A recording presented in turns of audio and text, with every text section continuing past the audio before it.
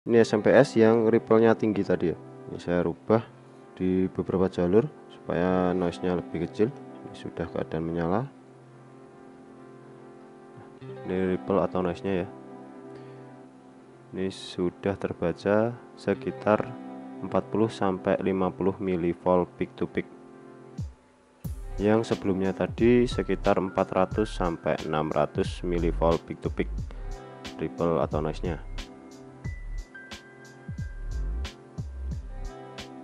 Karena PCB layout itu juga sangat berpengaruh pada ripple atau noise-nya.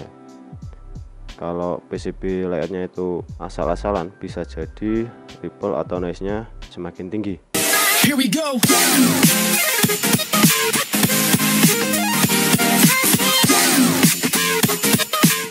Halo guys, di video kali ini saya mau mereview dan tutorial bagaimana cara mengukur ripple pada power supply, terutama power supply yang menggunakan switching seperti ini ya.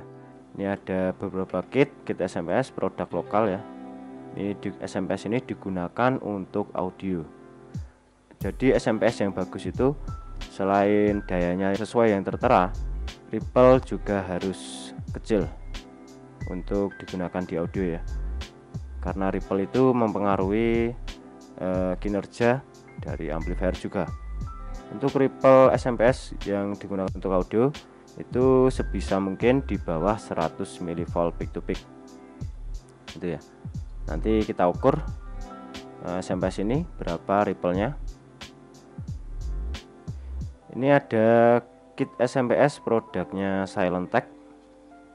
Ini yang terbaru, Half-Bridge LC Resonant ya. Ini daya keluarannya 2 kW yang ini 2000 watt, produknya Silentech Half-Bridge.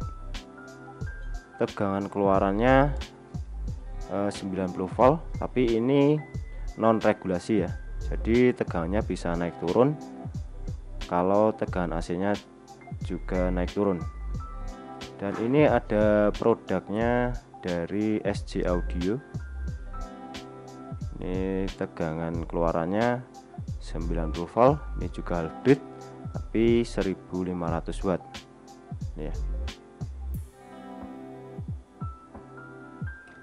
Kemudian ini ada kit SMPS, ini rakitan dari teman, tapi ini tidak diproduksi ya. Untuk kit SMPS ini tidak diproduksi, hanya dipakai sendiri ya, tidak dijual. Oke. Untuk mengukur ripple itu menggunakan osiloskop ya. Bisa menggunakan osiloskop analog ataupun yang lebih mudah menggunakan osiloskop digital ya, untuk mengukur ripple-nya. Dan SMPS ini, kedua SMPS ini nanti link pembeliannya saya update di deskripsi. Oke, kita siapkan dahulu peralatannya untuk mengukur ripple SMPS. Oke, sebelum lanjut videonya saya akan berbagi tips bagaimana cara cetak PCB di JLC PCB. Dan di JLC PCB itu terdapat SMT Assembly Service. Apa itu SMT Assembly Service? Yaitu layanan pemesanan cetak PCB beserta penyolderan komponen SMD, di mana pengerjaannya sangat cepat karena menggunakan robot untuk proses pemasangan maupun penyolderan komponen SMD, sehingga kualitasnya pun juga sangat bagus. Saya sendiri juga sudah sering menggunakan layanan SMT Assembly ini untuk pembuatan kit yang menggunakan komponen SMD seperti ini. Selain itu juga menghemat waktu karena proses yang cepat dari JLC. Misal kalau kita pasang dan solder sendiri komponen SMD yang segini banyaknya serta ukuran yang kecil-kecil, pasti menyita waktu untuk memasang dan melakukan penyolderan. Untuk cara pemesanan juga mudah. Seperti biasa, kita upload dulu file Gerber yang akan dicetak, kemudian pilih SMT Assembly, lalu klik confirm, pilih BOM file atau file komponen list, kemudian tambahkan file CPL, kemudian klik next. Berikut daftar list komponen yang diorder, lalu tampil PCB beserta komponen SMD yang terpasang. Kemudian klik Save to Cart. Selesaikan pembayaran seperti melakukan pembayaran untuk cetak PCB. Oke, kita lanjut lagi. Kita persiapkan probe-nya dahulu.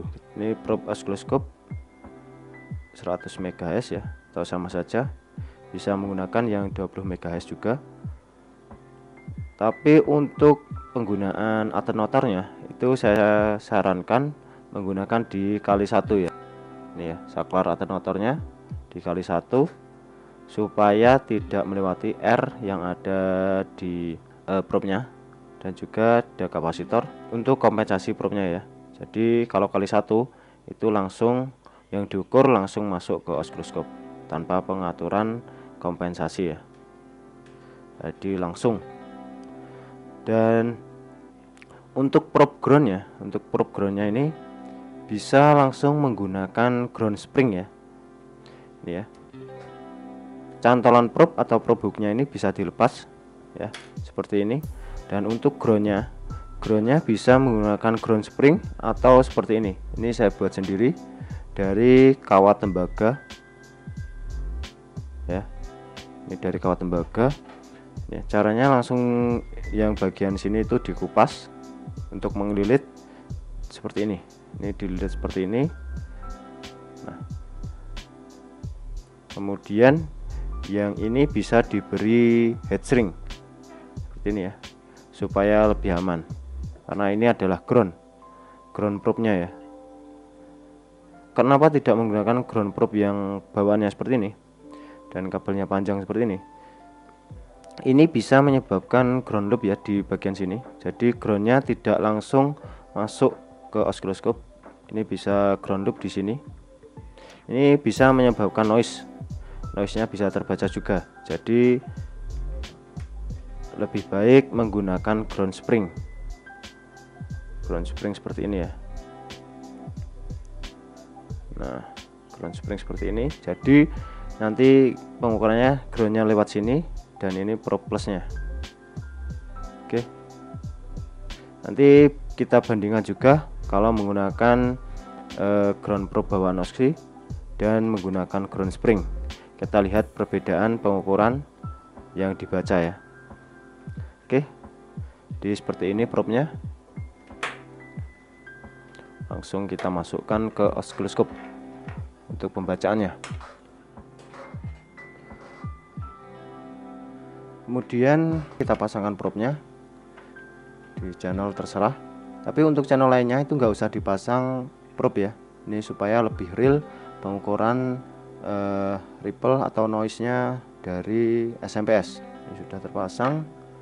Kemudian kita set dahulu probe-nya. Probe-nya ini kita set dahulu probe vertikalnya. Ini di channel 1 ya. Di channel 1. Untuk couplingnya ini, couplingnya AC ya. Kalau DC, kalau couplingnya DC, nanti ketika mengukur tegangan keluaran atau tegangan sekundernya SMPS, itu dia akan naik ke atas kalau volt per diff-nya kecil ya. Karena yang kita ukur nanti di bawah 1 volt peak to peak atau di bawah 5 volt peak to peak. Kemudian ini ya, ini AC. Kemudian untuk atenuatornya tadi probe-nya di set dikali 1, atenuatornya juga harus dikali 1. Ini kali 1. Kalau kali 10 nanti pengukurannya beda ya. Kemudian untuk time per diff-nya karena SMPS ini menggunakan switching di atas 20 kHz, itu time per diff-nya bisa di set di 10 mikrosecond, atau kalau kekecilan nanti bisa dinaikkan ya. Nanti kita lihat kalau terlalu mepet itu bisa dikecilkan lagi time per diff-nya. Kemudian untuk volt per diff-nya ini volt per diff-nya tergantung nanti berapa besaran dari ripple atau noise-nya SMPS yang kita ukur ya. Ini saya set dahulu di 100 mV per diff ya, untuk volt per diff-nya. Oke, Jadi ini sudah siap untuk mengukur ripple SMPS. Selanjutnya kita nyalakan SMPS. Pertama yang saya ukur yang produknya Silentech. Oke, kita nyalakan dahulu SMPS nya, pasang tegangan AC 220.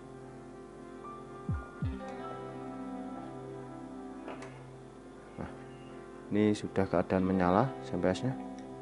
Ini ya, lednya sudah menyala. Oke, untuk pengukurnya cukup mudah. Itu pengukurannya langsung dipasang di terminal output sekunder ya. Untuk groundnya ini masuk ke tegangan main, bukan CT ya, tegangan main. Kemudian pro plusnya masuk ke tegangan plus, poran tegangan plus. Nah, seperti ini. Nah, ini karena non regulasi, tegangannya naik turun seperti itu ya. Kemudian karena ini belum terlihat ya, belum terlihat noise atau ripple-nya, bisa dikecilkan volt per diff-nya. Ini di 50, 30, 20 mV. Ini di 8 mV per diff. Ini 5 mV per diff. Ini 5 mV per diff dan ini 1 mV per diff. Dia naik turun seperti ini karena non regulasi ya. Nah, ini sudah terlihat ripple-nya. Kita taruh di 5 volt, berarti 5 volt per diff supaya enggak terlalu naik turun. Kemudian untuk time per diff-nya bisa diperkecil lagi supaya lebih terlihat. Nah, seperti ini ya.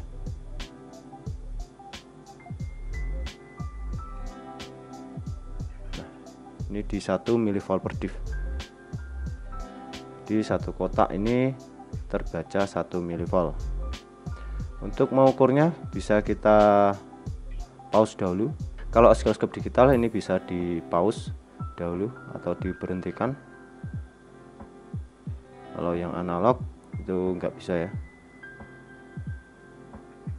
kita berhentikan dahulu. Nah, ini pas. Untuk pembacaannya ini bisa kita lepas dahulu. Untuk pembacaannya ini ya, bisa menggunakan kursor,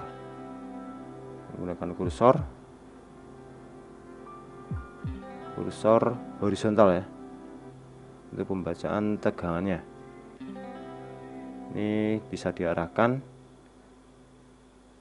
ke tegangan, ke sinyal yang peak to peak ya, seperti ini. Ini tegangannya terbaca 3,192 mV peak to peak. Artinya dari sini ke sini itu, dari bawah sini ke atas ini itu terbaca 3,1 mV peak to peak. Dari bawah sini ke sini itu terbaca 3 mV peak to peak. Seperti itu.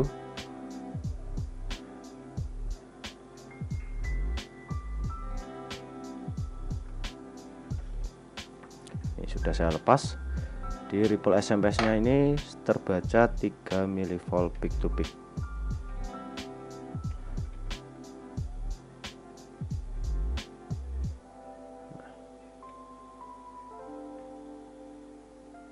Ya, jadi seperti itu ya. Untuk membacanya bisa kita pause dahulu. Kalau sudah terbaca seperti ini bisa kita pause sampai dapat di tengah. Nah, seperti ini 3,1 mV ya, 3,1 mV peak to peak. Sangat kecil sekali untuk ripple-nya. Dan ini juga bisa dibaca frekuensinya ya. Frekuensi ini pasti sama dengan frekuensi SMPS-nya. Kita baca yang, kita taruh kursor lagi tapi yang vertikal seperti ini. Ini untuk garis vertikalnya ini vertikal bisa kita taruh di sini ya.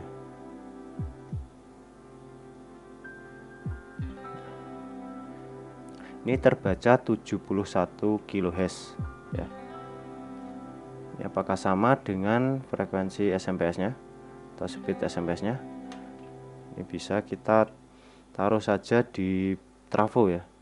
Taruh lagi, taruh di trafo sini probe-nya, dan kita naikkan volt per diff-nya. Nah, seperti ini. Ya, terbaca 71 kHz. Jadi sama seperti frekuensi ripple-nya. Oke. Jadi seperti itu. Kemudian saya coba lagi mengukur ripple SMPS produknya dari SJ Audio yang HB 1500 watt. Kita coba ukur. Kita matikan dahulu. Oke, kita nyalakan SMPS-nya. Nah, sudah menyala. Langsung saja kita ukur seperti tadi, probe ground ke tegangan min, dan yang plus langsung ke plus. Ini tadi karena volt per diff-nya kita naikkan, jadi belum terlihat ripple atau noise-nya. Kita kecilkan lagi. Ini 8 mV per diff, 4 mV, ini 1 mV per diff. Oke, untuk pembacanya kita stop dahulu. Kita naikkan di 2 mV saja biar lebih mudah. Nah, ini sudah dapat. Kita ukur lagi. Untuk kursornya kita pindah di horizontal lagi ya, untuk mengukur amplitudenya atau tegangannya.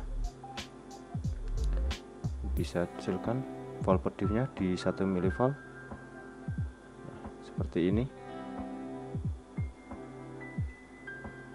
Kemudian kita taruh kursornya di sini, dan yang satunya di paling ujung atas, di paling atas ya. Yang kursor bawah taruh di lembah, dan yang atas ditaruh puncaknya ya. Ini terbaca 1,359 delta V nya ya. Ini terbaca 1,359. Ini sangat kecil juga untuk ripple atau noise nya. Keren. Ini sangat recommended kedua SMPS ini. Ripple atau noise nya sangat kecil. Kemudian kita coba ukur frekuensinya ya. Jadi kalau frekuensi itu yang sini dan sini. Atau sini dengan sini ya. Ini frekuensinya terbaca 66 kHz. Apakah sama dengan frekuensi PWM-nya, SMPS-nya? Kita taruh langsung saja di trafo seperti ini, dan volt per diff-nya kita naikkan.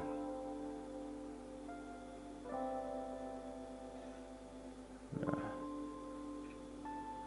seperti ini,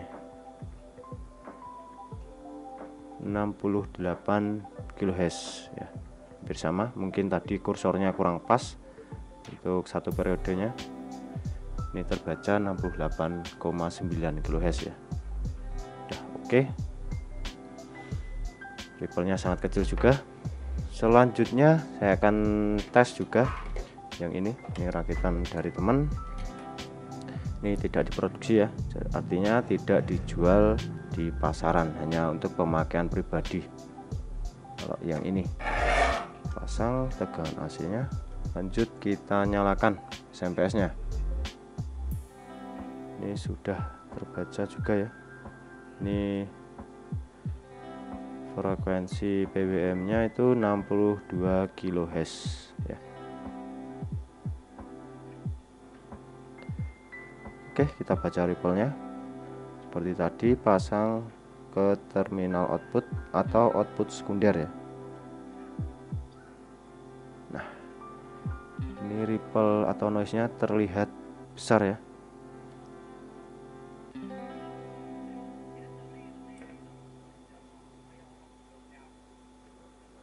Oke. Kita naikkan ini di 9 mV.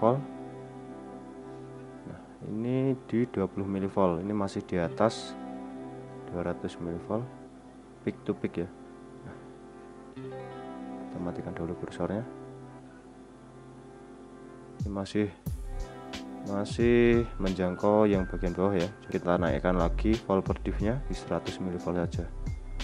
Nah, ini ya, ripple atau noise-nya cukup besar ya ini. Ini langsung bisa terbaca sekitar 400 sampai 600 mV peak to peak. Ini SMPS cukup besar ripple atau noise-nya. Kita coba ukur. Nah, ini touchscreen atau touchscreen di oscilloscope tidak berfungsi ya, tidak berfungsi dengan semestinya ya.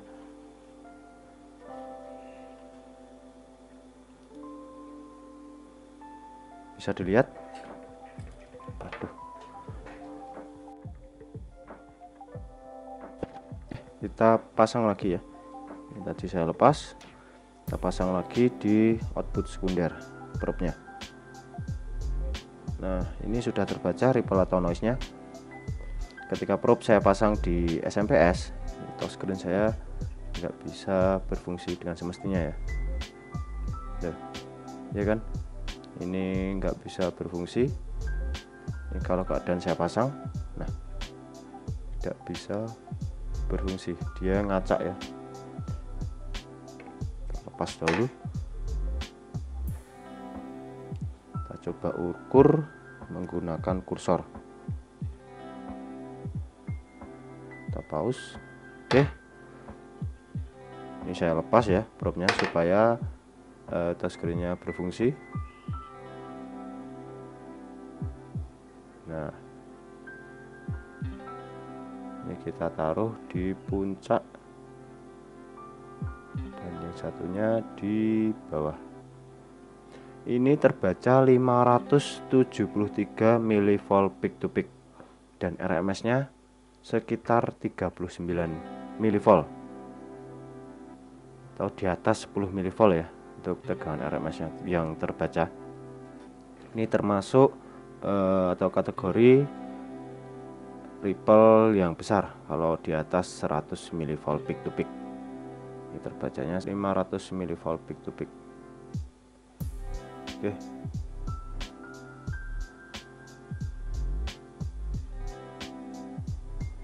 Seperti ini. Noise-nya sangat kelihatan ya. Pasang lagi coba. Di volt per diff 100 mV sudah kelihatan ya noise atau ripple-nya. Kalau kedua SMPS sebelumnya itu di 100 mV per diff belum kelihatan ripple atau noise-nya.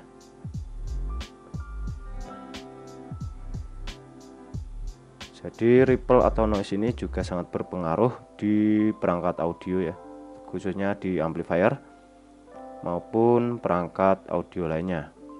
Misalkan kalau menggunakan SMPS yang ripple-nya besar dan menggunakan BFC, itu biasanya ada perangkat yang sering error. Misalkan menggunakan DLMS yang didekatkan dengan amplifier atau SMPS tersebut, itu bisa sering error ya. Jadi SMPS untuk audio khususnya gunakan yang ripple atau noise-nya itu kecil ya. Pasti mempengaruhi suara kalau ripple-nya terlalu besar, dan juga durability amplifier tersebut ya. Durability pasti lebih baik yang ripple kecil, yang berripple kecil. Oke. Ini akan saya bandingkan pengukuran menggunakan ground probe bawaan dan menggunakan ground spring ya. Langsung saja kita pasang ke terminal output. Noise-nya sudah terlihat sangat jelas ya, dan sangat besar. Ini terbaca 900 mV peak to peak.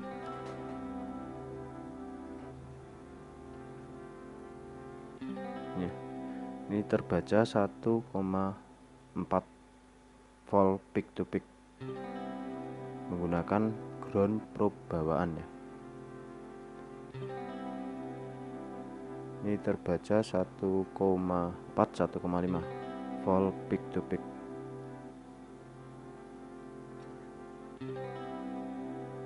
Dan ini menggunakan ground spring ya. Sudah sangat terlihat noise atau ripple-nya itu berkurang ya ketika menggunakan ground spring.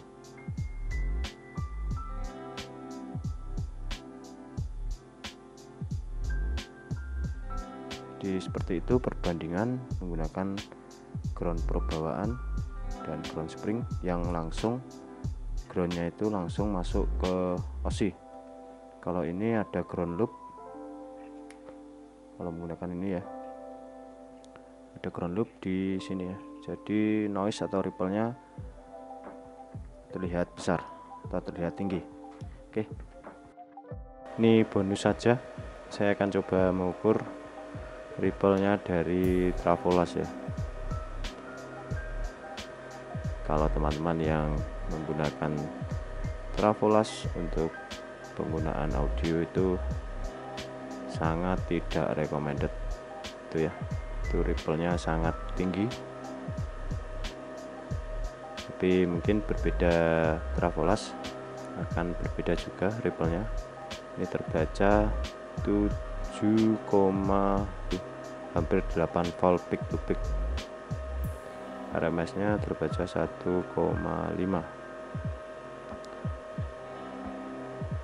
Jadi untuk Travolas itu tidak recommended untuk penggunaan audio. Ini akan saya coba ukur ripple atau noise nya SMPS X BTS ya. Ini juga sangat kecil ripple-nya, sekitar 2,35 mV peak to peak. Ini masih bisa digunakan untuk penggunaan satu daya amplifier. Oke, jadi seperti itu pengukuran ripple atau noise SMPS. Tapi pengukuran tadi SMPS masih keadaan standby ya, atau masih keadaan idle tanpa beban sama sekali. Nanti kalau sudah diberi beban, pasti ripple-nya akan semakin naik ya. Jadi lebih baik gunakan SMPS untuk audio yang berripple atau bernoise kecil. Karena kalau sudah dibebani itu pasti ripple-nya akan semakin naik. Ripple atau noise yang bagus itu di bawah 100 mV peak to peak. Kalau yang ini tadi sekitar 400 sampai 600 mV peak to peak ya. Oscilloscope saya ketika probe-nya ketika melakukan pengukuran ketika melakukan pengukuran ripple-nya ini tadi, itu touchscreen sudah nggak bisa berfungsi dengan semestinya ya.